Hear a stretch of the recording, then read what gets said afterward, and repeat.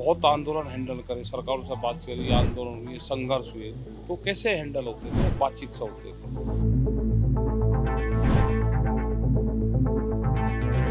जब होश संभाला तो पंचायती सिस्टम हमने देखा घर पे पिछले 40-45 साल से ही, और 32-35 साल पहले जब आंदोलन शुरू हुआ तो उस आंदोलन से जुड़े हुए हैं परिवार से ही। टिकैत साहब के बाद में बहुत मूवमेंट देखे, उनके साथ में मूवमेंट करे और कैसे मूवमेंट को हैंडल करते थे, वो सारी चीज़ें वहाँ से सीखी हमने।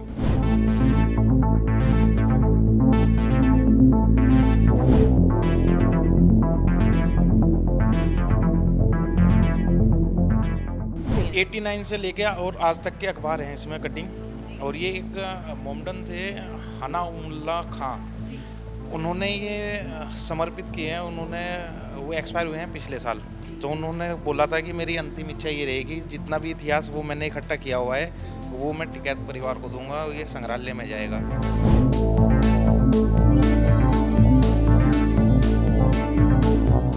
जिस दिन से टिकैत साहब वहाँ गए हैं, बॉर्डर पर गए हैं, वो पीछे मुड़ के नहीं आए। उन्हें कहा जाता है तो वो कहते हैं कि क्या करना है घर आके। क्या आपको नहीं लगता उन्हें घर आना चाहिए? नहीं, मुझे नहीं लगता बेटे, हमारा तो फुल सपोर्ट है उनके साथ। मैं ही रहो, इतना एमएसपी पे कानून नहीं बना, तीनों कानून वापस नहीं हो, इतना मुजफ्फरनगर की सीम में भी ना, मैं जिले में भी ना।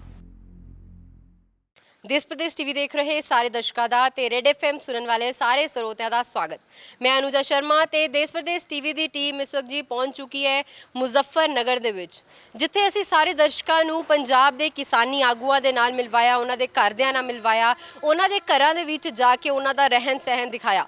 ਅੱਜ ਅਸੀਂ ਮੁਜ਼ੱਫਰਨਗਰ ਦੇ ਵਿੱਚ ਪਹੁੰਚੇ ਹਾਂ, ਜਿੱਥੇ ਅਸੀਂ ਤੁਹਾਨੂੰ ਮਿਲਵਾਵਾਂਗੇ ਰਕੇਸ਼ ਟਕੈਤ ਜੀ ਦੇ ਪਰਿਵਾਰ ਦੇ ਨਾਲ। ਇਹ ਰਕੇਸ਼ ਟਕੈਤ ਜੀ ਦਾ ਘਰ ਹੈ, ਜਿਹਦੇ ਬਾਹਰ ਅਸੀਂ ਇਸ ਵਕਤ ਖੜੇ ਹਾਂ। ਤੁਸੀਂ ਦੇਖ ਸਕਦੇ ਹੋ ਕਿੰਨੇ ਖੂਬਸੂਰਤੀ ਨਾਲੇ ਘਰ ਨੂੰ ਬਣਾਇਆ ਗਿਆ ਹੈ। ਇੱਥੇ ਉਹਨਾਂ ਦਾ ਪੂਰਾ ਪਰਿਵਾਰ ਇੱਥੇ ਰਹਿੰਦਾ ਆ। ਉਹਨਾਂ ਦੇ ਨਾਲ ਉਹਨਾਂ ਦੀ ਧਰਮ ਪਤਨੀ, ਬੇਟੀ ਤੇ ਉਹਨਾਂ ਦਾ ਬੇਟਾ ਤੇ ਉਹਨਾਂ ਦੇ ਨਾਲ ਉਹਨਾਂ ਦੀ ਬਹੂ ਤੇ ਪੋਤੀ, ਜੋ ਪੋਤੀ ਅੱਜ ਕੱਲ੍ਹ ਬਹੁਤ ਜ਼ਿਆਦਾ ਮਸ਼ਹੂਰ ਹੈਗੀ ਹੈ, ਕਿਉਂਕਿ ਉਹ ਟਕੈਤ ਸਾਹਿਬ ਨੂੰ ਫੋਨ ਕਰਕੇ ਹਰ ਵਾਰ ਇੱਕੋ ਚੀਜ਼ ਕਹਿੰਦੀ ਹੈ, ਜੇਕਰ 3 ਖੇਤੀ ਕਾਨੂੰਨ ਵਾਪਸ ਨਹੀਂ ਹੁੰਦੇ ਤੇ ਘਰ ਨਹੀਂ ਪਰਤਣਾ। ਇਹ ਉਹਦੇ ਨਾਲ ਵੀ ਅਸੀਂ ਤੁਹਾਡੀ ਗੱਲਬਾਤ ਕਰਵਾਵਾਂਗੇ। ਉਹ ਛੋਟੀ 4 ਸਾਲ ਦੀ ਬੇਟੀ ਹੈਗੀ ਹੈ, ਪੋਤੀ ਹੈਗੀ ਹੈ ਉਹਨਾਂ ਦੀ, ਤੇ ਉਹ ਕਿਸ ਤਰੀਕੇ ਨਾਲ ਉਹਦੇ ਨਾਲ ਉਹਨਾਂ ਦਾ ਪਿਆਰ ਪ੍ਰੇਮ ਬਹੁਤ ਜ਼ਿਆਦਾ ਹੈਗਾ ਆ। ਉਹ ਇੱਥੋਂ ਉਹਦੇ ਨਾਲ ਗੱਲਬਾਤ ਕਰਦੇ ਰਹਿੰਦੇ ਨੇ। ਹਾਲਾਂਕਿ ਸਾਨੂੰ ਸਾਰਿਆਂ ਨੂੰ ਪਤਾ ਆ ਕਿ ਜਿਸ ਦਿਨ ਦਾ ਇਹ ਕਿਸਾਨੀ ਅੰਦੋਲਨ ਸ਼ੁਰੂ ਹੋਇਆ ਆ, ਟਕੈਤ ਸਾਹਿਬ ਨੇ ਮੁੜ ਕੇ ਘਰ ਜਾ ਕੇ ਨਹੀਂ ਦੇਖਿਆ, ਉਹ ਘਰੇ ਨਹੀਂ ਆਏ ਨੇ। ਉਹ ਗਾਜ਼ੀਪੁਰ ਬਾਰਡਰ ਤੇ ਬੈਠੇ ਨੇ, ਮੋਰਚਾ ਸੰਭਾਲੀ ਬੈਠੇ ਨੇ। ਜਿਵੇਂ 26 ਜਨਵਰੀ ਤੋਂ ਬਾਅਦ ਹਾਲਾਤ ਵਿਗੜੇ ਸੀਗੇ, ਹਾਲਾਤਾਂ ਦੇ ਵਿੱਚ ਬਦਲਾਅ ਆਇਆ ਸੀਗਾ, ਉਸ ਵਕਤ ਟਕੈਤ ਸਾਹਿਬ ਦੇ ਅੱਖਾਂ 'ਚੋਂ ਜਿਹੜੇ ਹੰਝੂ ਵਰ ਕੇ ਆਏ ਸੀਗੇ। ਉਸ ਤੋਂ ਬਾਅਦ ਜਿਹੜਾ ਇਹ ਮੋਰਚਾ ਹੋਰ ਅੰਦੋਲਨ ਸਟਰੋਂਗ ਹੋ ਗਿਆ, ਉਹਦੇ ਵਿੱਚ ਲੋਕਾਂ ਦੀ ਸ਼ਮੂਲੀਅਤ ਵੱਧ ਗਈ। ਇੱਥੇ ਆਪਾਂ ਉਹਨਾਂ ਦੇ ਬੇਟੇ ਨਾਲ ਗੱਲ ਕਰਾਂਗੇ, ਉਹਨਾਂ ਦੀ ਬਹੂ ਨਾਲ ਗੱਲ ਕਰਾਂਗੇ, ਉਹਨਾਂ ਦੀ ਧਰਮ ਪਤਨੀ ਨਾਲ ਗੱਲ ਕਰਾਂਗੇ, ਪੋਤੀ ਨਾਲ ਗੱਲ ਕਰਾਂਗੇ। ਇਸੇ ਤਰੀਕੇ ਨਾਲ ਅਸੀਂ ਤੁਹਾਨੂੰ ਦਿਖਾਵਾਂਗੇ ਕਿ ਜਿੱਥੇ ਬਹਿ ਕੇ ਉਹ ਕੰਮ ਵੀ ਕਰਦੇ ਨੇ, ਤੇ ਉਹਨਾਂ ਦਾ ਇੱਕ ਛੋਟਾ ਜਿਹਾ ਆਫਿਸ ਜਿਹੜਾ ਇੱਥੋਂ ਉਹ ਆਪਣੀ ਪਾਰਟੀ ਨੂੰ ਸੰਭਾਲ ਰਹੇ ਨੇ, ਉਹ ਵੀ ਦਿਖਾਵਾਂਗੇ ਕਿ ਕਿਸ ਤਰੀਕੇ ਨਾਲ ਇੱਥੋਂ ਦੀ ਉਹ ਜਿਹੜਾ ਆਪਣਾ ਕੰਮ ਹੈਗਾ ਉਹ ਦੇਖ ਰਹੇ ਨੇ। ਲੇਕਿਨ ਪਹਿਲਾਂ ਮੈਂ ਆਪਣੇ ਕੈਮਰਾ ਪਰਸਨ ਨੂੰ ਕਹੂੰਗੀ ਕਿ ਦਿਖਾਇਆ ਜਾਵੇ ਕਿੰਨੀ ਖੂਬਸੂਰਤੀ ਨਾਲ ਹਰ ਚੀਜ਼ ਨੂੰ ਸੰਜੋ ਕੇ ਰੱਖਿਆ ਗਿਆ ਹੈ। ਉਹ ਭਾਵੇਂ ਆਪਣੇ ਪਿਤਾ ਜੀ ਦੀ ਯਾਦਾਂ ਹੋਣ, ਭਾਵੇਂ ਕੋਈ ਹੋਰ ਅੰਦੋਲਨ ਕੀਤਾ ਹੋਵੇ, ਕੋਈ ਪ੍ਰੋਟੈਸਟ ਕੀਤਾ ਹੋਵੇ, ਉਹਦੀ ਹਰ ਇੱਕ ਚੀਜ਼ ਦੀ ਯਾਦ ਨੂੰ ਸੰਜੋ ਕੇ ਰੱਖਿਆ ਗਿਆ ਹੈਗਾ ਆ।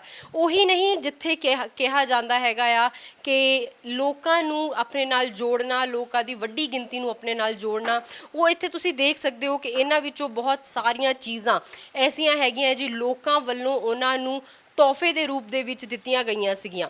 ਇਹ ਆਪਾਂ ਤੁਹਾਨੂੰ ਤਸਵੀਰਾਂ ਦਿਖਾ ਰਹੇ ਹਾਂ, ਲੇਕਿਨ ਇਹਨਾਂ ਬਾਰੇ ਜ਼ਿਆਦਾ ਜਾਣਕਾਰੀ ਅਸੀਂ ਉਹਨਾਂ ਦੇ ਬੇਟੇ ਤੋਂ ਲਵਾਂਗੇ, ਚਰਨ ਸਿੰਘ ਜੀ ਤੋਂ ਲਵਾਂਗੇ। ਇਹ ਤੁਸੀਂ ਤਸਵੀਰਾਂ ਦੇਖ ਰਹੇ ਹੋ ਕਿ ਕਿਸ ਤਰੀਕੇ ਨਾਲ ਇਹ ਜਿਹੜਾ ਛੋਟਾ ਦਫ਼ਤਰ ਬਣਾਇਆ ਗਿਆ ਹੈ ਆਪਣਾ, ਜਿੱਥੇ ਲੋਕਾਂ ਨਾਲ ਬੈਠ ਕੇ ਬੈਠਕ ਕੀਤੀ ਜਾਂਦੀ ਆ, ਗੱਲਬਾਤ ਕੀਤੀ ਜਾਂਦੀ ਆ।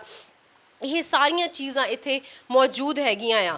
ਕਿਸ ਤਰੀਕੇ ਨਾਲ ਇੱਥੇ ਇਹ 2002 ਦੀ ਫੋਟੋ ਹੈਗੀ ਹੈ, ਤੇ ਉਸ ਤੋਂ ਪਿੱਛੇ ਦੀ ਵੀ ਮਤਲਬ ਸਾਰੀਆਂ ਯਾਦਾਂ ਇੱਥੇ ਸਾਂਭ ਕੇ ਰੱਖੀਆਂ ਗਈਆਂ। ਸਭ ਤੋਂ ਵੱਡੀ ਗੱਲ, ਜਿੱਥੇ ਮੀਡੀਆ ਨੂੰ ਆਪਣੀ ਦੇਸ਼ ਦਾ ਚੌਥਾ ਥੰਮ ਮੰਨਿਆ ਜਾਂਦਾ ਆ, ਉੱਥੇ ਹੀ ਉਹਨਾਂ ਨੇ ਮੀਡੀਆ ਦੇ ਨਾਲ ਵੀ ਆਪਣੀ ਯਾਦ ਨੂੰ ਸੰਜੋ ਕੇ ਰੱਖਿਆ ਹੋਇਆ ਹੈ। ਬਹੁਤ ਵੱਡੀ ਗੱਲ ਹੁੰਦੀ ਹੈ ਕਿ ਮੀਡੀਆ ਦੀ ਤਸਵੀਰ ਨੂੰ, ਮੀਡੀਆ ਨੂੰ ਕਵਰੇਜ ਕਰਦੇ ਹੋਏ ਦਿਖਾਣਾ, ਤੇ ਉਹਦੀ ਵੀ ਆਪਣੇ ਨਾਲ ਯਾਦ ਸੰਜੋ ਕੇ ਰੱਖੀ ਹੋਈ ਹੈ, ਆਪਣੇ ਦਫ਼ਤਰ ਦੇ ਵਿੱਚ ਬਕਾਇਦਾ ਰੱਖੀ ਗਈ ਹੈ ਤਾਂ ਕਿ ਲੋਕਾਂ ਨੂੰ ਆਪਣੇ ਨਾਲ ਹੋਰ ਜੋੜਿਆ ਜਾ ਸਕੇ। ਇਹ ਚੀਜ਼ ਆਪਾਂ ਕਿਸਾਨੀ ਅੰਦੋਲਨ ਤੋਂ ਬਾਅਦ ਵੀ ਦੇਖੀ, ਲੇਕਿਨ ਉਹ ਹਮੇਸ਼ਾ ਕਹਿੰਦੇ ਨੇ ਕਿ ਉਹਨਾਂ ਦੀ ਜਿਹੜੀ ਉਹਨਾਂ ਦੀ ਥਾਟ ਪ੍ਰੋਸੈਸ ਹੈਗਾ ਆ, ਉਹਨਾਂ ਦੀਆਂ ਮੋਰਲ ਵੈਲਿਊਜ਼ ਹੈਗੀਆਂ ਆ, ਉਹ ਉਹਨਾਂ ਦੇ ਫਾਦਰ ਸਾਹਿਬ ਤੋਂ ਆਈਆਂ। ਉਹਨਾਂ ਦੇ ਕੋਲ ਉਹਨਾਂ ਨੇ ਬਹੁਤ ਸਾਰੀਆਂ ਚੀਜ਼ਾਂ ਆਪਣੇ ਫਾਦਰ ਸਾਹਿਬ ਤੋਂ ਸਿੱਖਿਆ ਨੇ। ਇਸ ਵਕਤ ਮੇਰੇ ਨਾਲ ਉਹਨਾਂ ਦੇ ਬੇਟੇ ਮੌਜੂਦ ਹੈਗੇ ਆ, ਉਹਨਾਂ ਨਾਲ ਵੀ ਗੱਲਬਾਤ ਕਰਾਂਗੇ, ਉਹਨਾਂ ਤੋਂ ਵੀ ਜਾਣਾਂਗੇ ਇਹ ਸਭ ਚੀਜ਼ਾਂ ਕਿਸ ਤਰੀਕੇ ਨਾਲ ਉਹ ਇੱਥੋਂ ਕੰਮ ਕਰਦੇ ਜਾ ਰਹੇ ਨੇ, ਕਿਸ ਤਰੀਕੇ ਨਾਲ ਉਹਨਾਂ ਦਾ ਸੁਭਾਅ ਘਰ ਦੇ ਵਿੱਚ ਹੈਗਾ ਆ, ਕਿਸ ਤਰੀਕੇ ਨਾਲ ਉਹ ਇਕੱਠੇ ਰਹਿ ਰਹੇ ਨੇ, ਕੀ ਚੀਜ਼ਾਂ ਉਹਨਾਂ ਦਾ। ਬਹੁਤ ਬਹੁਤ ਸਵਾਗਤ चरण सिंह जी। नमस्कार जी। चरण जी, ये ऑफिस है छोटा जहाँ से टकैत जी काम करते हैं, जो यहाँ पर हमने कुछ तस्वीरें दिखाई, बहुत पुरानी यादें भी हैं, थोड़ा हमारे दर्शकों को उनके साथ जानू करवाएं। ये अपना जो भी आंदोलन वगैरह होता है, मीडिया वगैरह के जो लोग आते हैं और जो अपने समस्या जो लेके आते हैं, वो उनका समाधान यहीं पे बैठ के होता है, इसी कमरे में बैठ के। अच्छा जी। तो चरण जी, आपसे बात करते हैं कि आप कितना जुड़े हुए हैं टकैत साहब के साथ, उनकी पार्टी के साथ। हमारा तो बचपन से ही जुड़े हुए हैं। पूरा जीवन अपना निकाल दिया इसमें ही। पापा जी ने भी, पिताजी ने भी।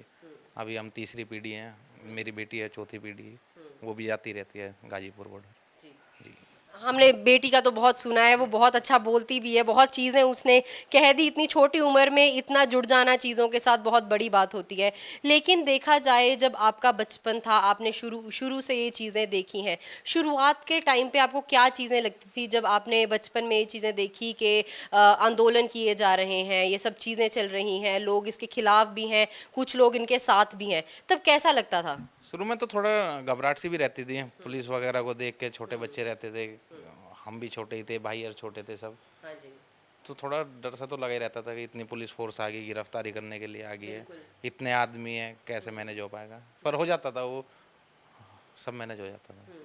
बट बचपन में माता जी आपके साथ थे, जब टकैत साहब को कभी पुलिस लेकर गई, तो उसके बाद का माहौल घर पर कैसा रहता था?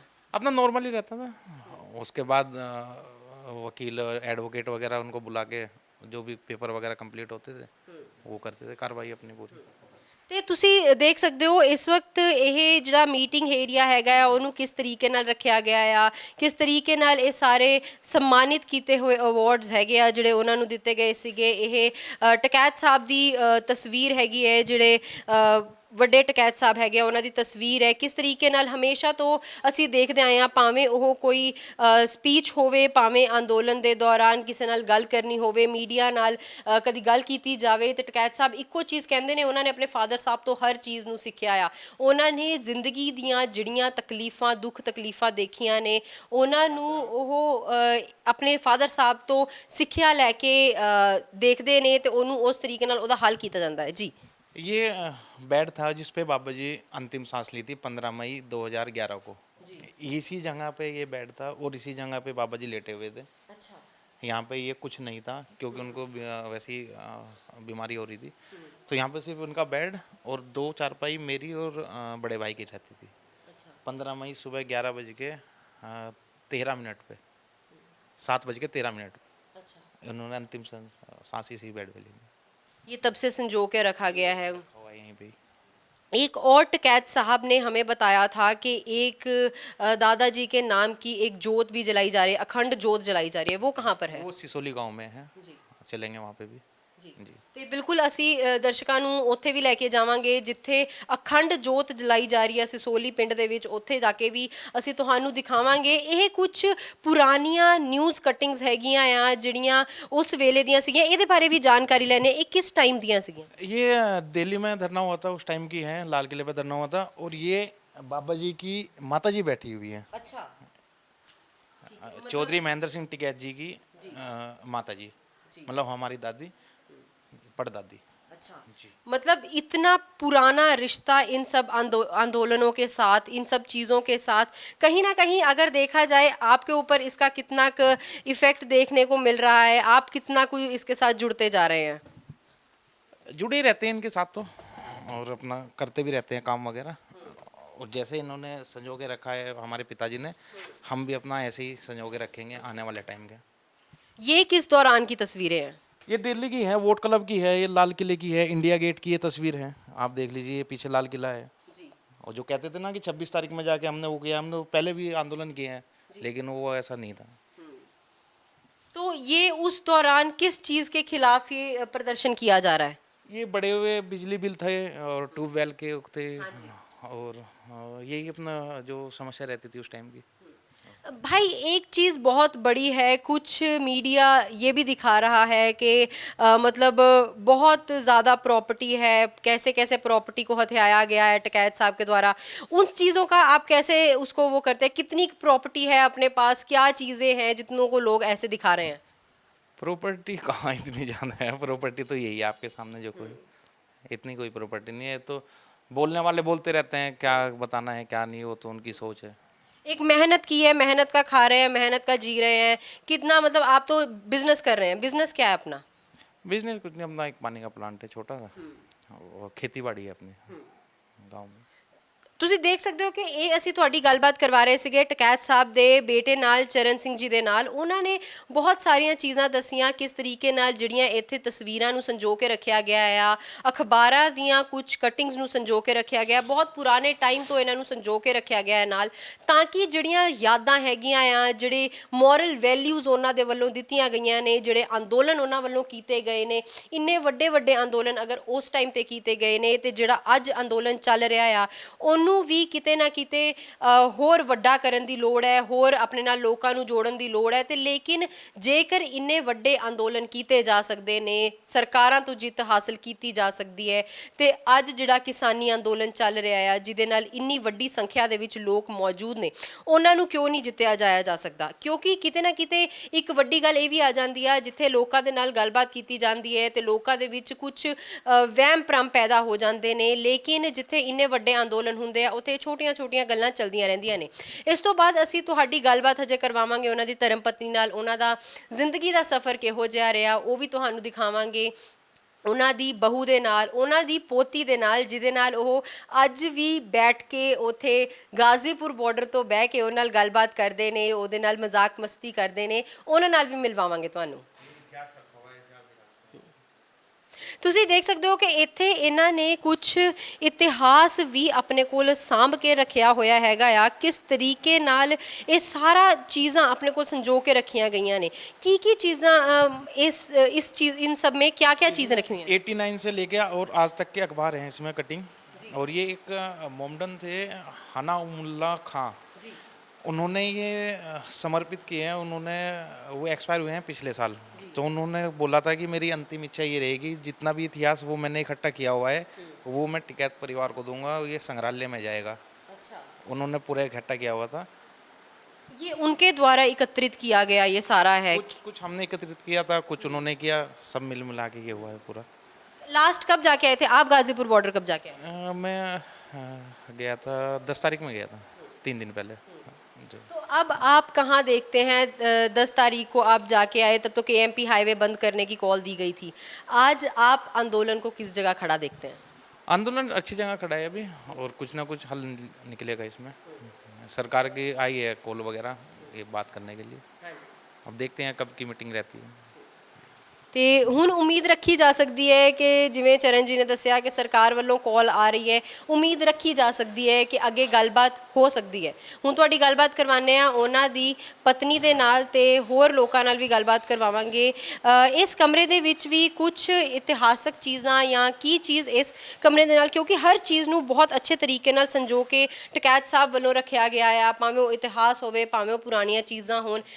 ਇਸ ਕਮਰੇ के साथ क्या जुड़ा हुआ है? इस कमरे में बाबा जी रुकते थे रात के टाइम में, अलग से बिल्कुल। अच्छा, जी, तो ये उन्हीं का कमरा है? उन्हीं का कमरा था, और AC भी उन्होंने मना कर दिया था लगवाने के लिए उनको। फिर हॉस्पिटल में भेजा गया, फिर 3 घंटे के लिए बुलवा के इमरजेंसी में AC लगवाया गया। तो वो AC वगैरह कुछ यूज़ नहीं करते थे किसी भी चीज़। चरण जी, आपका रिश्ता कैसा था? अगर आपके दादाजी से बात की जाए, कैसा रिश्ता रहा है? मेरा तो बहुत गहरा रिश्ता था। क्या एक कोई ऐसी चीज़ जो उन्होंने सिखाई हो आज भी जहन में बसी हुई है? हाँ, उन्होंने सबसे पहले एक चीज़ सिखाई थी कि कोई भी घर पे आ जाए बिना खाने पिए की ना, वो जाएगा नहीं, चाहे उसने एक रोटी भी खा रखी है, जब भी उसको खिलानी ही खिलानी है। कोई यहाँ से भूखा नहीं जाता। वो हमने देखा है कि उनके साथ बहुत संख्या जुड़ी हुई थी, टिकैत साहब के साथ बहुत संख्या जुड़ी हुई है। इसे किस तरीके से देखते हैं, क्योंकि आजकल जो नौजवान है वो टिकैत साहब को बहुत फॉलो कर रहे हैं, उनसे पूछा जाता है कि किस तरीके से करें। आप भी एक यंग हैं अभी, आप भी इतने बुजुर्ग नहीं हैं, आप भी नौजवान हैं अभी, तो आपको कैसा लगता है कि जब आप देखते हैं कि नौजवान जो पीढ़ी है वो ऐसे जुड़ती जा रही है और आपके फादर साहब को इतना वो कर रही है, रिस्पेक्ट दे रही है? नौजवान को तो आगे आके वो काम करना ही पड़ेगा, क्योंकि जो पुराने आदमी थे अपने, वो तो कुछ चारपाई पे हैं, कुछ गाजीपुर बॉर्डर बैठे हैं। और वो ट्रिपल टी का उन्होंने एक नारा भी लगाया था, ट्रैक्टर, टैंक और ट्विटर। तो ये ट्रेंड में चल रहा है अभी। इस ट्रिपल टी को कैसे देखते हैं? ये भी एक बहुत बड़ी बात है, ट्रिपल टी जो दिया हुआ है, क्योंकि इसके ऊपर भविष्य देश का बहुत निर्भर करता है। ये तो करना ही पड़ेगा, और इसमें आर्मी में भी जाना पड़ेगा, खेती भी करनी पड़ेगी, और इस पे भी आना पड़ेगा आपको, सोशल मीडिया पे, क्योंकि मीडिया तो कुछ दिखा नहीं रही है, सोशल मीडिया। बिल्कुल, ਤੇ ਇਹ ਬਹੁਤ ਵੱਡੀ ਗੱਲ ਹੈ ਜਿਹੜੀ ਟ੍ਰਿਪਲ ਟੀ ਦੀ ਗੱਲ ਸਾਡੇ ਨਾਲ ਟਕੈਤ ਸਾਹਿਬ ਨੇ ਵੀ ਕੀਤੀ ਸੀਗੀ, ਉਹੀ ਗੱਲ ਅੱਜ ਚਰਨ ਜੀ ਨੇ ਵੀ ਕੀਤੀ ਹੈ ਕਿ ਟ੍ਰਿਪਲ ਟੀ ਦੀ ਅਹਿਮੀਅਤ ਬਹੁਤ ਵੱਡੀ ਹੈ ਅੱਜ ਕੱਲ ਦੇ ਟਾਈਮ ਤੇ।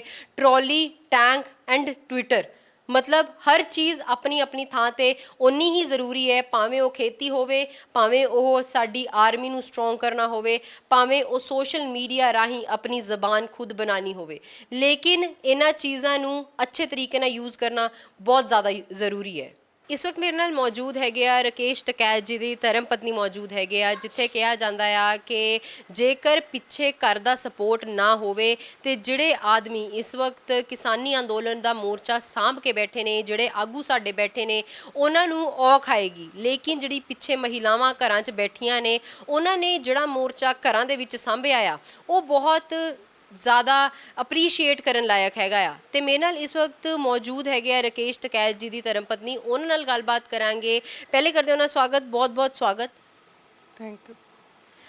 माता जी, जब हम देख रहे हैं कि इतना बड़ा आंदोलन चल रहा है और हमने ये भी देखा है कि जिस दिन से टकैत साहब वहाँ गए हैं, बॉर्डर पर गए हैं, वो पीछे मुड़ के नहीं आए। उन्हें कहा जाता है तो वो कहते हैं कि क्या करना है घर आके। क्या आपको नहीं लगता उन्हें घर आना चाहिए?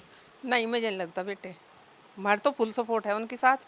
मैं ही रहो, इतना MSP पे कानून नहीं बना, तीनों कानून वापस नहीं हो, इतना मुजफ्फरनगर की सीम में भी ना, मैं जिले में भी ना।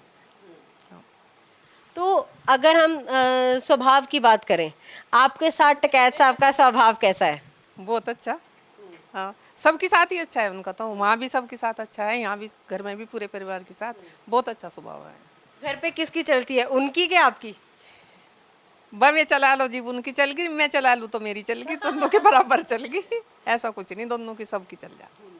आप जो सफ़र तय किया है, मुझे पता चला कि आपने बहुत छोटी उम्र में शादी हो गई थी, उस वक्त से लेके आज तक का जो सफ़र तय किया है, उसको थोड़ा सा अपने शब्दों में बयां करें। वो तो बहुत अच्छा बीता बेटे, नौकरी भी करी उन्होंने, आंदोलन भी करे, घर में भी सब कुछ साथ देते हैं, ऐसी कोई बात नहीं है कि साथ नहीं देते हैं। किस उम्र में शादी हो गई थी? वे 19 साल के थे, मैं 18 साल की। अच्छा, तो परिवार कैसे चलता रहा? परिवार ज्वाइंट फैमिली है, तो ज्वाइंट तो चली जाती है। हाँ, मेरे से बड़े हैं और 2 मेरे से छोटे हैं, ये 4 भाई हैं। जो इतना लंबा सफ़र आपने तय किया, लगभग 30-35 साल से ऊपर का ये सफ़र हो गया, सफ़र में कितने उतार चढ़ाव देखने को मिले? क्योंकि बहुत बार ऐसा रहा घर पे पुलिस भी आ जाती रही, तो उस दौरान का माहौल कैसा रहा? जब घर में पुलिस आओगी किसी को गिरफ्तार करने के लिए, तो माहौल तो थोड़ा सा ख़राब तो होता ही है, बिगड़ता ही है, इसमें तो इसकी कोई दो राय नहीं है। और उतराव चढ़ाव तो बेटे ये तो यूनियन है, चक्कर है इसका, तो ये तो चल ही रहा और चलता ही रहेगा। कितने जब कोई पुलिस आती थी, अब उसके पीछे जो बच्चे हैं घर पे, 2 बेटे हैं, बेटियां हैं, उनको कैसे संभाला जाता था? सब संभाल जाते थे, कुछ नहीं था, जैसे ये है, छोटी बच्ची है, अब पुलिस आएगी या क्या करेगी, संभाली जाएगी, डर नहीं लगता था। पुलिस फोर्स कितनी भी आएगी, कभी डर नहीं लगा। अच्छा, हाँ। तो अब जो ये आंदोलन चल रहा है, कितनी सपोर्ट पीछे, कितना बुलंद हाथ लेके बैठे हो पीछे? Full support. सरकार को क्या कहते हो?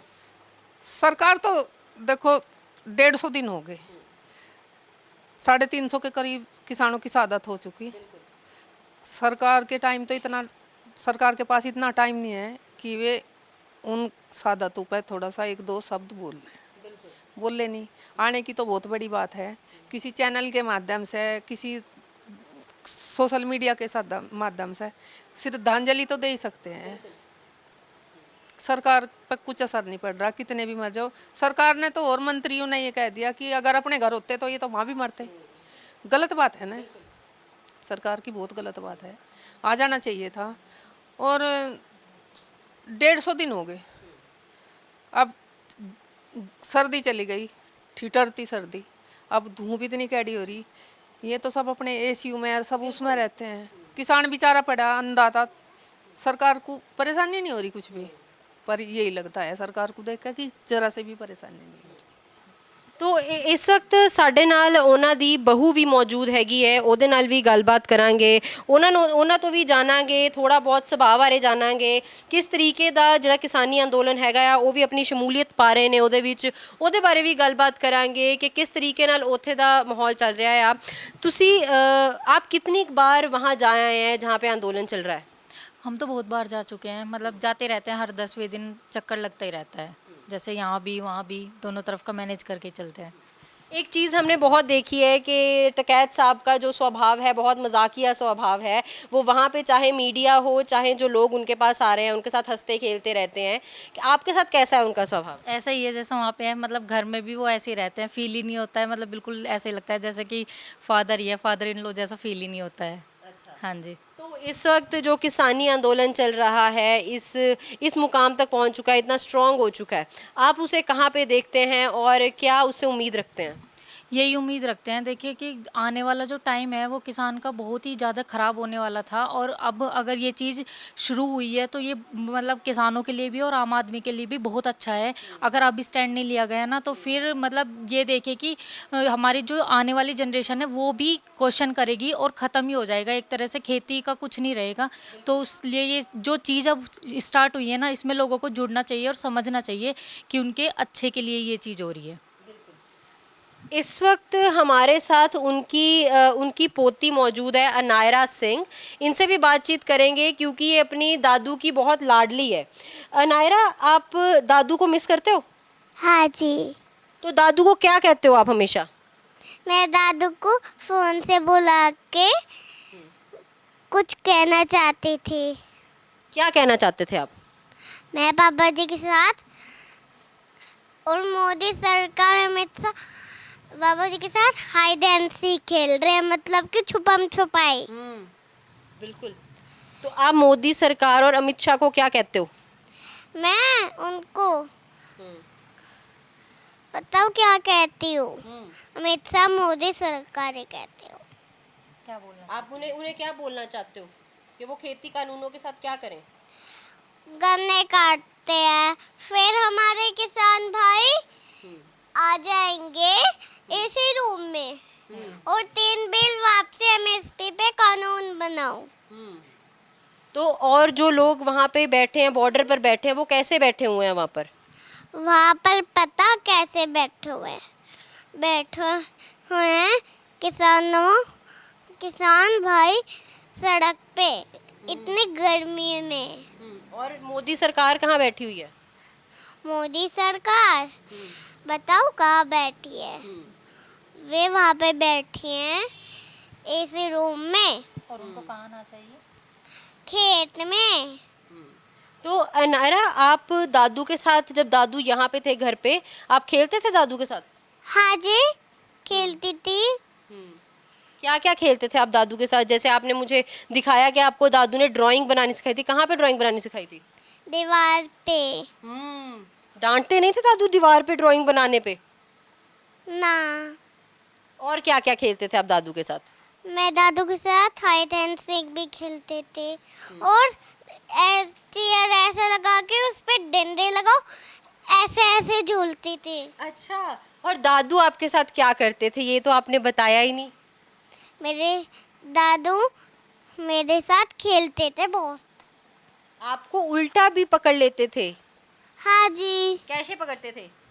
पैर ऐसे पकड़ के दोनों, फिर ऐसे पटका देते थे। अच्छा, फिर नायरा को कैसा लगता था, मजा आता था? नहीं,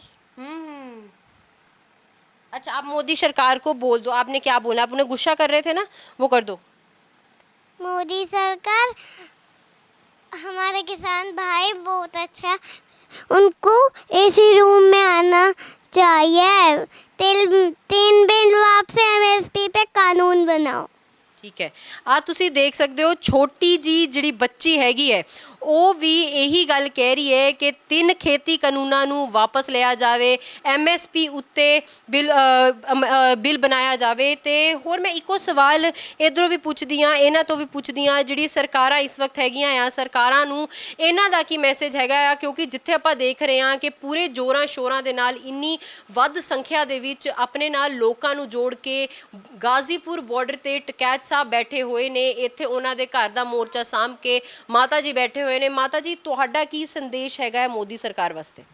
वो मोदी सरकार जितनी जल्दी हो सके किसान भाइयों को बेचारों को घरों भेज दें, इनके तीनों का बिल वापस ले लें, एमएसपी पे कानून बना दें और फिर आगे देख लेंगे। अभी तो गन्ने का भुगतान किसान बेचारा बनकर रह गया, खेती करे, गन्ना मिल में तोलता है, अब चीनी का रेट भी बढ़ा दिया, किसानों का तो पेमेंट ही नहीं हो रहा। हाँ जी, हाँ, पहले कहते थे, मोदी जी ने कहा कि वो तो 14 दिन में अगर भुगतान नहीं हुआ तो ब्याज सहित पैसा दिया जाएगा।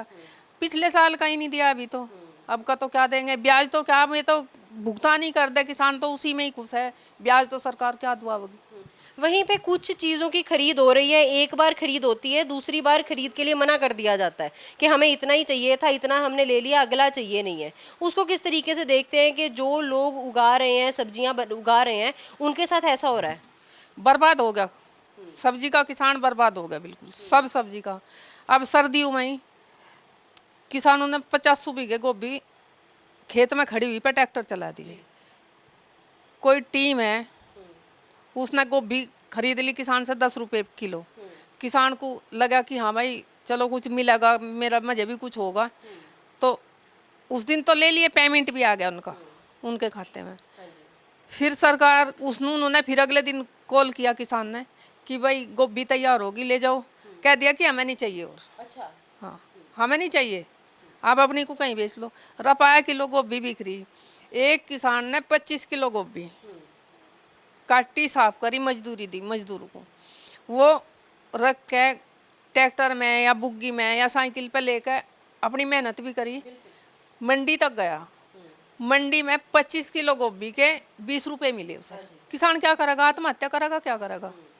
किसान नेता जिंदाबाद, किसान नेता जिंदाबाद। 3 बिल वापसी, एमएसपी पे कानून बनाओ, फिर किसान भाई अपने घर पे चले जाएंगे। ਇਸ ਵਕਤ ਅਸੀਂ ਪਹੁੰਚ ਚੁੱਕੇ ਹਾਂ ਜੀ ਸਿਸੌਲੀ ਪਿੰਡ ਦੇ ਵਿੱਚ, ਜਿਹੜਾ ਰਕੇਸ਼ ਟਕੈਤ ਜੀ ਦਾ ਜੱਦੀ ਪਿੰਡ ਹੈਗਾ ਆ। ਅਸੀਂ ਉਹਨਾਂ ਦੇ ਜੱਦੀ ਘਰ 'ਚ ਖੜੇ ਹਾਂ ਤੇ ਇੱਥੇ ਅਸੀਂ ਗੱਲਬਾਤ ਕਰਾਂਗੇ ਉਹਨਾਂ ਦੇ ਵੱਡੇ ਭਰਾ ਨਰੇਸ਼ ਟਕੈਤ ਜੀ ਦੇ ਨਾਲ, ਤੇ ਉਸ ਤੋਂ ਇਲਾਵਾ ਗੱਲਬਾਤ ਕਰਾਂਗੇ ਉਹਨਾਂ ਦੇ ਪਰਿਵਾਰ ਦੇ ਨਾਲ। ਇਸ ਵਕਤ ਜਿਸ ਤਰੀਕੇ ਨਾਲ ਅਸੀਂ ਮਹਿਲਾਵਾਂ ਦੀ ਗੱਲ ਕਰਦੇ ਹਾਂ, ਮਹਿਲਾਵਾਂ ਜਿਸ ਤਰੀਕੇ ਨਾਲ ਉੱਥੇ ਗਾਜ਼ੀਪੁਰ ਬਾਰਡਰ ਤੇ, ਸਿੰਘੂ ਬਾਰਡਰ ਤੇ, ਟਿਕਰੀ ਬਾਰਡਰ ਤੇ ਮੋਰਚਾ ਸਾਂਭ ਕੇ ਬੈਠੀਆਂ ਨੇ, ਤੇ ਪਿੱਛੇ ਵੀ ਤੁਸੀਂ ਦੇਖ ਸਕਦੇ ਹੋ ਕਿ ਕਿਸ ਤਰੀਕੇ ਨਾਲ ਘਰਾਂ ਦੇ ਵਿੱਚ ਵੀ ਮੋਰਚੇ ਸਾਂਭੇ ਜਾ ਰਹੇ ਨੇ, ਘਰਾਂ ਦੇ ਵਿੱਚ ਵੀ ਕੰਮ ਚੱਲ ਰਹੇ ਨੇ। ਭਾਵੇਂ ਇੱਥੇ ਇੱਕ ਚੀਜ਼ ਬਹੁਤ ਵੱਡੀ ਸੀਗੀ ਜਿਹੜੀ ਮਹਿੰਦਰ ਟਕੈਤ ਜੀ ਕਹਿ ਕੇ ਗਏ ਸੀਗੇ ਕਿ ਸਾਡੇ ਘਰ ਕੋਈ ਵੀ ਆਵੇ ਉਹ ਭੁੱਖਾ ਨਹੀਂ ਤੁਰਨਾ ਚਾਹੀਦਾ, ਉਹਨਾਂ ਨੂੰ ਖਾਣਾ ਮਿਲਣਾ ਚਾਹੀਦਾ, ਭਾਵੇਂ ਉਹ ਕੋਈ ਇੱਕ ਫੁਲਕਾ ਖਾ ਕੇ ਜਾਵੇ, ਚਾਹ ਪੀ ਕੇ ਜਾਵੇ, ਉਹ ਜ਼ਰੂਰ ਖਾ ਕੇ ਜਾਵੇ, ਪੀ ਕੇ ਜਾਵੇ। ਤੇ ਉਹ ਚੀਜ਼ ਦੀ ਤਿਆਰੀ ਇੱਥੇ ਹਮੇਸ਼ਾ ਰਹਿੰਦੀ ਹੈ, ਤੇ ਕਦੀ ਖਾਣੇ ਦੇ ਵਾਸਤੇ, ਕਦੀ ਕਿਸੇ ਦੀ ਸੇਵਾ ਵਾਸਤੇ ਕਦੀ ਕੋਈ ਘਾਟ ਨਹੀਂ ਆਈ। ਸਾਡਾ ਦੇਸ਼ ਜਾਣਿਆ ਜਾਂਦਾ ਹੈ ਅਤਿਥੀ ਦੇਵੋ ਭਵ ਦੇ ਨਾਮ ਤੋਂ, ਅਤਿਥੀ ਦੀ ਸੇਵਾ ਕੀਤੀ ਜਾਂਦੀ ਹੈ, ਉਹਨੂੰ ਰੱਬ ਦੀ ਥਾਂ ਤੇ ਰੱਖਿਆ ਜਾਂਦਾ ਆ। ਤੇ ਇਹ ਮਹਿਲਾਵਾਂ ਉਹ ਨੇ ਜਿਹੜੀਆਂ ਪੂਰਾ ਦਿਨ ਘਰ ਦੇ ਵਿੱਚ ਬਹਿ ਕੇ ਜਿੰਨੇ ਲੋਕ ਆ ਜਾਣ ਉਹਨਾਂ ਦੀ ਦੇਖਭਾਲ ਕਰਦੀਆਂ ਨੇ, ਉਹਨਾਂ ਨੂੰ ਖਾਣਾ ਪਰੋਸਦੀਆਂ ਨੇ। ਤੇ ਇਹ ਕਿਤੇ ਨਾ ਕਿਤੇ ਅਸੀਂ ਦੇਖਦੇ ਆ ਰਹੇ ਹਾਂ ਹਮੇਸ਼ਾ ਤੋਂ, ਇੱਕ ਪਿੱਛੇ ਦਾ ਜਿਹੜਾ ਪਿਛੋਕੜ ਹੁੰਦਾ ਸਾਡਾ, ਜਿਹੜਾ ਪਿੱਛੇ ਦੀ ਸਪੋਰਟ ਹੁੰਦੀ ਆ, ਬੈਕ ਐਂਡ ਸਪੋਰਟ ਹੁੰਦੀ ਹੈ, ਉਹ ਮਹਿਲਾਵਾਂ ਹੁੰਦੀਆਂ ਨੇ। ਉਹ ਘਰ ਦੇ ਵਿੱਚ सामने नहीं आउंदियाँ पर पीछे काम करदियाँ रहंदियाँ ने। आप हमारे साथ यहाँ पे मौजूद हैं। हमने एक चीज़ हमें पता चली थी कि ये बात मोहिंदर टिकैत साहब कह कर गए थे कि हमारे घर पे एक बंदा भी आए तो वो भूखा नहीं जाना चाहिए, चाहे 100 बंदा आए वो भूखा नहीं जाना चाहिए। तो कभी ऐसा होता है कि कितनी कुछ संख्या में लोग आ जाते हैं और आप कितनी दिन में खाना बना देते हैं? ये तो जैसे मतलब दिन में कोई आएगा, वे कितने भी आदमी आ जाओ, कितने भी लोग मतलब बाहर से आ जाएं तो खाना बराबर चलता है। अगर नहीं कोई है तो बस चाय पानी, किसी की इच्छा नहीं है खाने की तो बस चाय पानी पी के निकल जाते हैं। हाँ, नहीं तो खाना बराबर ऐसे ही प्रॉपर ऐसे ही बनता है। बहुत बार ऐसा भी होता होगा क्योंकि यहाँ पे बहुत सारी मीटिंग्स चलती रहती हैं, बैठकें होती रहती हैं, तो वो बैठकों में कितने लोग आ जाते हैं? 100 200 कितने लोग ऐसे आ जाते हैं? आपने कभी संख्या गिनी है? नहीं नहीं, ऐसे नहीं गिननी, बस जो भी कोई में 50 हो, 100 हो, 150 हो, 200 हो, तो मतलब ऐसा नहीं। जैसा खाना बनना, अब खाना बना रहे तो अब कोई कितने भी आ जाओ तो सब बराबर चलता रहेगा ऐसे ही। ये बहुत बड़ी चीज़ है कि इतने संख्या में लोग आते हैं। कौन बनाता है घर में खाना? कोई कुक वगैरह रखा है घर पे? फिलहाल तो है नहीं, बाकी जैसे अब जो काम का टाइम है, थोड़ा बहुत काम का टाइम है, नहीं तो जैसे बउएँ हैं, हम हैं, सब आपस में मिलजुल के ऐसा काम कर। मतलब घर में आपस में ही काम किया जा रहा है, मिलजुल कर ही काम किया जा रहा है। आजकल ये चीज़ें बहुत कम देखने को मिलती हैं, शहरों में कम है, यहाँ पर मिलजुल कर काम करने को दिख रहा है। कितनी बड़ी जॉइंट फैमिली है आपकी? हमारी तो बहुत बड़ी फैमिली है, 20-25 आदमियों की फैमिली है और सब मिलकर काम करते हैं, ऐसे खेत का हो या घर का हो। एक बात माता जी, आप मुझे बता रहे थे कि एक सिलसिला ऐसा हुआ था कि आपको एक बार फ़ोन आया कि इतने लोगों का खाना बनाना है, आपने 1 घंटे में वो बनाकर तैयार कर दिया था। दर्शकों को वो किस्सा बताएं। तो बाहर से आदमी आए हुए थे, सब मतलब काम ख़त्म करके लेट गए थे, तो पिताजी ने आकर आवाज़ लगाई, पूछा कितने आदमियों का खाना थे। मैं कभी भी घंटे नहीं पूछे थे, मिनट पूछते थे कि कितने मतलब कितनी मिनट में खाना तैयार हो जाएगा। तो बता दिया उन्हें कि 5-7-10 मिनट का टाइम दिया था उन्हें। दफ्तर में मतलब गए होंगे जहाँ देखा होगा, वहाँ से लेकर आना था उन्हें। तो हमने फटाफट किसी ने कुछ किया, किसी ने कुछ किया, और 10 मिनट से पहले पहले हमने आदमी बुलवा ली और खाना बनता रहा और खाते रहे। 30 आदमी ने खाना खा लिया था। अच्छा, 1 घंटे में 30 आदमी। ਹੁਣ ਅਸੀਂ ਕੰਪੀਟੀਸ਼ਨ ਕਰ ਲਈਏ 1 ਮਿੰਟ 'ਚ 3 ਫੁਲਕੇ ਬਣਾਉਣ ਦੀ। ਚਲੋ अब ਹੁਣ ਇਹ ਕੰਪੀਟੀਸ਼ਨ ਜਿਹੜਾ ਸ਼ੁਰੂ ਹੋ ਗਿਆ, ਅਸੀਂ ਟਾਈਮਰ ਲਾ ਰਹੇ ਹਾਂ 1 ਮਿੰਟ ਦਾ ਤੇ ਉਹ ਦੇਖਦੇ ਹਾਂ ਕਿ 1 ਮਿੰਟ ਦੇ ਵਿੱਚ ਕਿੰਨੇ ਕੁ ਫੁਲਕੇ ਬਣ ਜਾਂਦੇ ਨੇ। ਇਹ ਦੇਖਣ ਵਾਲੀ ਚੀਜ਼ ਹੈਗੀ ਹੈ ਕਿਉਂਕਿ ਸ਼ਹਿਰਾਂ ਦੇ ਵਿੱਚ ਅੱਜ ਕੱਲ੍ਹ ਇਹ ਚੀਜ਼ਾਂ ਬਹੁਤ ਘੱਟ ਨੇ, ਜਿੱਥੇ ਲੋਕਾਂ ਨੂੰ ਸਿਰਫ ਔਰ ਸਿਰਫ ਇੱਕ ਬੰਦੇ ਦੀ ਰੋਟੀ ਬਣਾਉਣੀ ਔਖੀ ਹੋ ਜਾਂਦੀ ਹੈ, ਉੱਥੇ 1 ਮਿੰਟ ਦੇ ਵਿੱਚ 3 ਫੁਲਕੇ ਲਾ ਦੇਣੇ ਬਹੁਤ ਵੱਡੀ ਗੱਲ ਹੈਗੀ ਹੈ। ਤੇ ਉੱਥੇ ਹੀ 100-150 ਬੰਦਾ ਆਮ ਗੱਲ ਹੈਗੀ ਹੈ ਦਿਨ ਦੇ ਵਿੱਚ ਘਰੇ ਆਉਣਾ। ਤੇ ਇਹ ਤੁਸੀਂ, ਮੈਂ ਇੱਥੇ ਟਾਈਮਰ ਸ਼ੁਰੂ ਕੀਤਾ ਹੋਇਆ ਹੈਗਾ ਆ ਤੇ ਮੈਂ ਟਾਈਮਰ ਤੁਹਾਨੂੰ ਦਿਖਾ ਵੀ ਦਿੰਨੀ ਆ ਕਿ ਜਿਸ ਤਰੀਕੇ ਨਾਲ ਟਾਈਮਰ ਚੱਲਦਾ ਰਹੇਗਾ ਤੇ ਉਸ ਤਰੀਕੇ ਨਾਲ ਫੁਲਕੇ ਬਣਦੇ ਰਹਿਣਗੇ। ਇਹ ਮੈਂ ਆਪਣੇ ਕੈਮਰਾ ਪਰਸਨ ਨੂੰ ਕਹੂੰਗੀ ਥੋੜਾ ਫੋਕਸ ਕਰਕੇ ਦਿਖਾਇਆ ਜਾਏ ਕਿ ਟਾਈਮਰ ਚੱਲ ਰਿਹਾ ਹੈਗਾ ਆ। ਟਾਈਮਰ ਦੇ ਹਜੇ ਸ਼ੁਰੂਆਤ ਹੀ ਹੋਈ ਹੈ ਤੇ ਹਾਲਾਂਕਿ ਦੂਜੀ ਰੋਟੀ ਬੇਲਣੀ ਸ਼ੁਰੂ ਹੋ ਚੁੱਕੀ ਹੈਗੀ ਹੈ ਤੇ ਬਹੁਤ ਵੱਡੀ ਗੱਲ ਹੈਗੀ ਹੈ। ਇਹ ਚੀਜ਼ਾਂ ਲੋਕਾਂ ਨੂੰ ਅੱਜ ਕੱਲ੍ਹ ਦੇਖਣ ਨੂੰ ਮਿਲ ਵੀ ਨਹੀਂ ਸਕਦੀਆਂ। ਤੁਸੀਂ ਦੇਖ ਸਕਦੇ ਹੋ, ਇਹ ਬਹੁਤ ਵੱਡੀ ਚੀਜ਼ ਹੈਗੀ ਹੈ। ਇਹ ਫੁਰਤੀ ਪਿੰਡਾਂ ਦੀ ਜਨਾਨੀਆਂ ਦੇ ਵਿੱਚ, ਪਿੰਡਾਂ ਦੀਆਂ ਕੁੜੀਆਂ ਦੇ ਵਿੱਚ ਹੀ ਹੋ ਸਕਦੀ ਹੈ, ਜਿਹੜੀਆਂ ਕਿਤੇ ਨਾ ਕਿਤੇ ਇਹ ਬਹੁਤ ਵੱਡੀ ਗੱਲ ਹੈਗੀ ਹੈ ਕਿ ਖਾਣਾ ਬਣਾਉਣਾ, ਖਾਣਾ ਖਿਲਾਉਣਾ ਸਭ ਤੋਂ ਵੱਡੀ ਸੇਵਾ ਮੰਨੀ ਜਾਂਦੀ ਹੈ ਸਾਡੇ ਦੇਸ਼ ਦੇ ਵਿੱਚ। ਉੱਥੇ ਹੀ ਜਿੱਥੇ ਪਿੱਛੇ ਅਜਿਹੀਆਂ ਲੇਡੀਜ਼ ਘਰ ਬੈਠੀਆਂ ਹੋਣ ਜਿਹੜੀਆਂ ਕੰਮ ਇਸ ਤਰੀਕੇ ਨਾਲ ਕਰਨ, ਜਿਹੜੀਆਂ ਖੁਸ਼ ਮਿਜ਼ਾਜੀ ਹੋਣ, ਖੁਸ਼ੀ ਨਾਲ ਖਾਣਾ ਬਣਾਉਣ ਤੇ ਖੁਸ਼ੀ ਨਾਲ ਖਿਲਾਉਣ। ਤੁਸੀਂ ਦੇਖ ਸਕਦੇ ਹੋ ਕਿ ਤੀਜਾ ਫੁਲਕਾ ਵੀ ਤਿਆਰ ਹੋਣ ਦੀ ਕਗਾਰ ਤੇ ਆ ਤੇ ਚੌਥਾ ਫੁਲਕਾ ਹੱਥੇ ਚੜ ਚੁੱਕਾ ਆ। ਦੇਖਣ ਵਾਲੀ ਗੱਲ ਇਹ ਹੈਗੀ ਆ, ਇਹ ਤਾਂ ਪੂਰਾ ਕੰਪੀਟੀਸ਼ਨ ਸ਼ੁਰੂ ਹੋ ਗਿਆ ਹੈਗਾ ਆ ਤੇ ਦੇਖਣਾ ਇਹ ਆ ਕਿ ਸਿਰਫ ਔਰ ਸਿਰਫ 2 ਸੈਕਿੰਡ ਰਹਿ ਗਏ ਨੇ ਤੇ ਆ ਜਿਹੜਾ ਤੀਜਾ ਫੁਲਕਾ ਆ ਉਹ ਬਣ ਗਿਆ ਹੈਗਾ ਆ। ਕੀ ਬਾਤ ਹੈ! ਇਹ ਬਿਲकुल बहुत ਵੱਡੀ ਗੱਲ। आपने ये बिल्कुल कर दिखाया जो आपने कहा था। मैं यही करा सकता था। बहुत बढ़िया, बहुत बढ़िया। और क्या चीज़ें हैं जो आप इतनी तेज रोटी बनाई। हाँ, क्या बात है। 60 70 के आदमी की 100 की भी रोटी बनाई। जे अब नु देख लो 1 घंटे में 30 आदमियों ने खाना खा लिया हो, तो उसमें कितनी स्पीड होगी। ਇਸ ਵਕਤ ਸਾਡੇ ਨਾਲ ਮੌਜੂਦ ਨੇ ਨਰੇਸ਼ ਟਕੈਤ ਜੀ। ਉਹਨਾਂ ਨਾਲ ਗੱਲਬਾਤ ਕਰਾਂਗੇ ਇਸ ਦੌਰ ਦੇ ਵਿੱਚ, ਇਸ ਟਾਈਮ ਤੇ ਜਿਹੜਾ ਕਿਸਾਨੀ ਅੰਦੋਲਨ ਹੈਗਾ ਆ ਕਿਸ ਮੁਕਾਮ ਤੇ ਪਹੁੰਚਿਆ ਹੋਇਆ ਆ, ਕੀ ਹਾਲਾਤ ਚੱਲ ਰਹੇ ਨੇ ਤੇ ਉਹਨਾਂ ਨੂੰ ਕਿਸ ਤਰੀਕੇ ਦਾ ਲੱਗਦਾ ਆ, ਇਹ ਸਭ ਕੁਝ ਉਹਨਾਂ ਤੋਂ ਜਾਣਾਂਗੇ। ਪਹਿਲਾਂ ਉਹਨਾਂ ਦਾ ਸਵਾਗਤ ਕਰਦੇ ਹਾਂ। बहुत बहुत स्वागत नरेश। धन्यवाद जी, धन्यवाद। ठीक। टिकैत साहब, अगर देखा जाए हम इस किसानी आंदोलन की बात करें, अगर हम आपसे पूछें किस मुकाम पर आज किसानी आंदोलन खड़ा है?